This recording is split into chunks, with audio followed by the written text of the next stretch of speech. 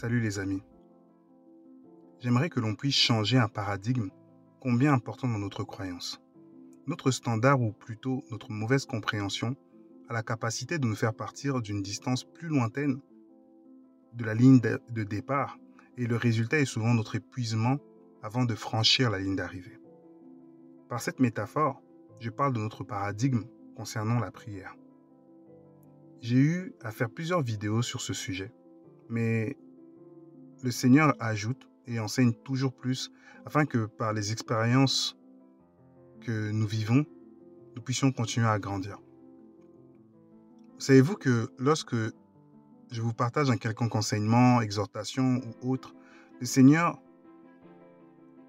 aime m'éprouver dessus, avant ou après.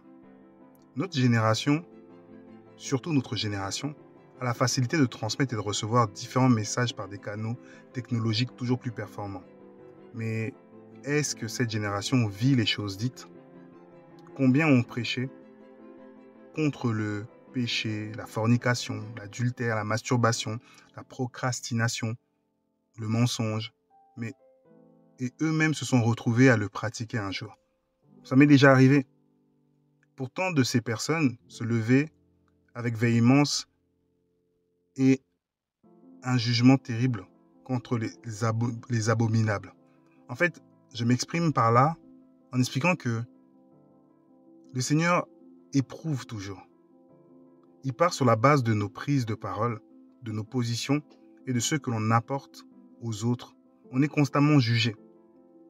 Et ça, on doit le savoir. Il y a un jugement qui est toujours sur ce qu'on va dire. Si tu te lèves un dimanche, un mercredi, un jeudi pour affirmer une chose ou infirmer autre chose, tu seras éprouvé sur cette base-là. N'oublions pas cela pour ne pas nous précipiter à vouloir faire ou agir sans le consentement du Père. On ne peut pas transmettre les choses de Dieu sans avoir au préalable connu le feu pour être éprouvé et ensuite approuvé par nos propos. Ce processus vient constituer justement ce qu'on appelle le témoignage de Christ en nous. Et il doit être trouvé vrai en nous, malgré la tempête. Donc veillons, prévenons car beaucoup tombent à terre par précipitation.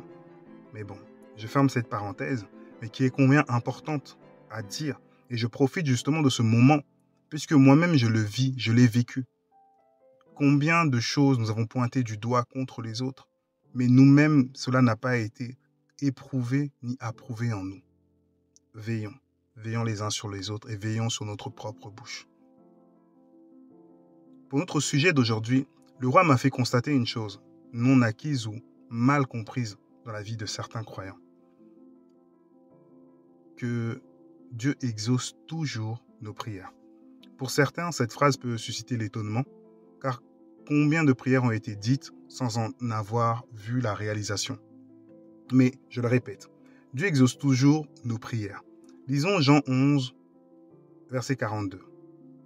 Le Seigneur dit, « Pour moi, je savais que tu m'exauces toujours, mais j'ai parlé à cause de la foule qui m'entoure, afin qu'ils croient que c'est toi qui m'as envoyé. » Dans ce contexte, on peut voir notre Seigneur affirmer l'exaucement constant de ses prières. Mais pour faire face à une forme d'incrédulité, une démonstration visible de l'exaucement devait avoir lieu. De même, dans le livre d'Hébreux, l'auteur nous explique que celui qui s'approche de Dieu doit croire qu'il est le rémunérateur. Et lorsqu'on entend rémunérateur, on peut également y voir le mot rémunération. Et cette définition vient placer Dieu comme un pourvoyeur de notre rémunération ou de notre salaire, si vous voulez vous approcher justement de notre lexique, de manière plus simple. Par cette compréhension, il est important d'avoir une nouvelle éducation sur la manière de comprendre la prière, pour que nous puissions la vivre comme une norme intégrée dans notre quotidien. Cette norme doit être que Dieu t'exauce toujours lorsque tu pries. Ça doit être une base. Tu dois porter constamment cela en toi. Il est ton seul pourvoyeur de salaire. Pour certains qui peuvent être des sceptiques, la pensée sceptique peut agir en ce moment même comme un parasite ou comme une source d'incrédulité qui peut avoir pour but de combattre justement par des raisonnements X ou Y la pensée de l'exaucement constant du Seigneur. Mais pourtant, c'est le cas. Dieu exauce toujours les prières.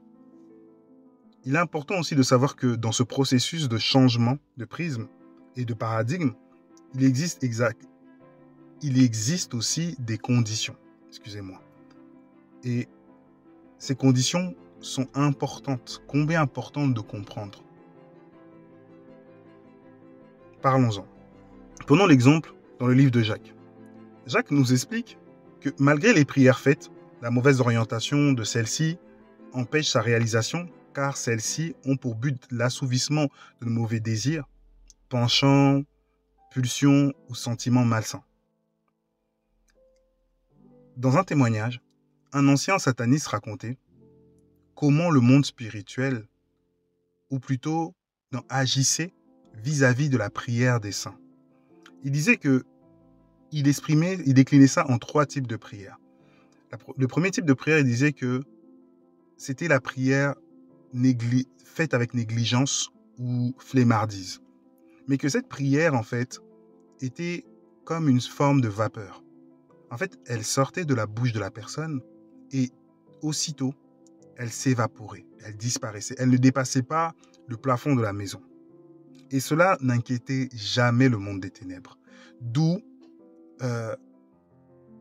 l'acharnement pour qu'on soit toujours dans une fatigue ou dans une distraction pour justement avant de dormir, on fait « Seigneur, merci pour cette journée, je suis fatigué, bonne nuit, Amen ». Mais garde-moi et ta prière ne va nulle part. Deuxième type de prière, en fait, il exprimait que cette prière ressemblait à une balle de tennis. Et cette prière montait vers les cieux. Mais par manque de ferveur et de foi, ils étaient capables justement de mettre en place des barrières pour ralentir et enfin capturer cette prière afin que cette prière n'atteigne jamais le trône de Dieu. Parce que oui, lorsqu'on prie, il y a un canal. Quand on dit « Seigneur, ouvre les écluses des cieux », j'ouvre une parenthèse. Quand on va parler des écluses des cieux, ce que vous devez comprendre, c'est que spirituellement, les écluses des cieux, c'est comme une sorte de porte, d'accord, de passage dimensionnel. Un passage s'ouvre au-dessus de ta tête et tu peux percevoir comme Étienne le ciel. Étienne, lorsqu'il était lapidé, il disait qu'il voyait le Fils de l'homme à la droite du Père.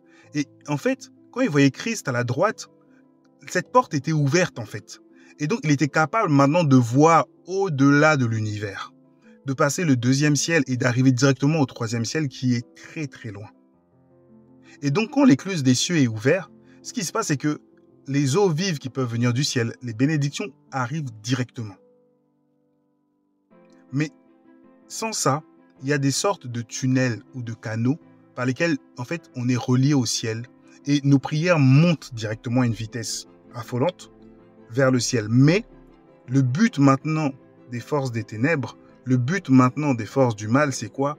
C'est justement d'empêcher que ces prières arrivent parce qu'ils savent qu'il y a automatiquement un exaucement dès que les prières atteignent la salle du trône. Donc, ce deuxième type de prière est une prière combattue par l'ennemi et piégée. Et enfin, il expliquait qu'il y avait le troisième type de prière qui était la prière du juste. La prière du juste ou la prière de percée, faite avec ferveur, réunit en fait tous les ingrédients nécessaires et agit comme une boule de feu. Et lorsque ils voient cette boule de feu venir au loin, ils sont obligés de tous s'enfuir. Car cette prière a la capacité de détruire toutes les barrières en fait. Donc c'est-à-dire que même si une personne fait une prière derrière, sa prière peut passer. Et ça, c'est la prière parfaite, faite avec soin, avec l'assistance de l'Esprit. Le Saint-Esprit vient rendre parfait notre prière. Mais cette prière, en fait, elle vient agir de cette manière-là. As-tu déjà senti qu'après avoir passé un bon moment dans la prière et après avoir vaincu justement ce plafond de verre que tu peux sentir, cette lourdeur, avoir ce sentiment que le ciel est ouvert, où toutes tes demandes en fait passent aisément et une connexion fluide en fait avec le ciel semble être mise en place. Si c'est le cas, c'est qu'une prière de percée à dégager le chemin. Ainsi, mes amis, la prière rendue parfaite par le Saint-Esprit qui arrive devant le trône emmène forcément l'exaucement.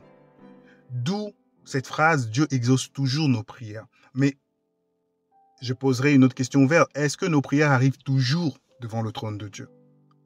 Parce que la condition sine qua non est que pour qu'une prière soit exaucée, cette prière doit être arrivée à son destinataire.